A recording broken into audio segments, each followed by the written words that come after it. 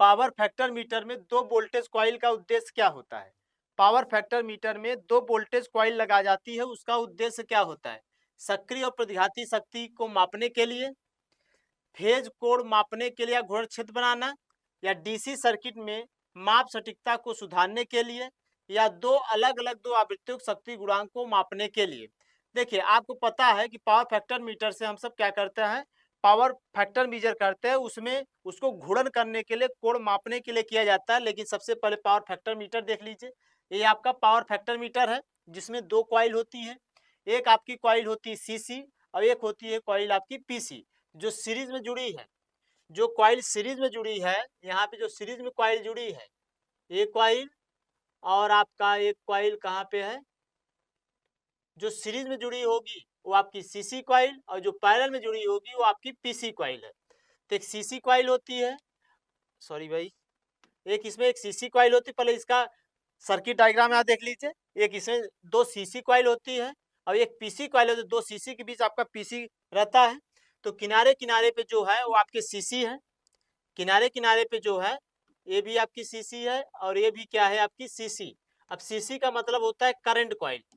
CC का मतलब क्या होता है, करंट कॉइल होता है, जिसे हम धारा कुंडली कहते हैं। और जो बीच में है वो आपका पीसी है। पीसी का मतलब पोटेंशियल कॉइल या प्रेशर कॉइल, इसे हम पोटेंशियल कॉइल या प्रेशर कॉइल भी कहते हैं।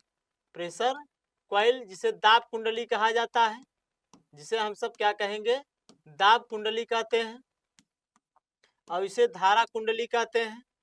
ये आपका क्या है, धारा कुंडली है। और यहाँ पे पावर फैक्टर मीटर ये दिखाया गया है। ये आपका power factor cos phi power factor क्या है, मीटर है, जिससे पावर फैक्टर मेजर किया जाएगा। इसकी मिडिल वन में, जो मिडिल वन में इसका रीडिंग मैक्सिमम रहेगा, उसके बाद 0.9 0.7 तक रहेगा।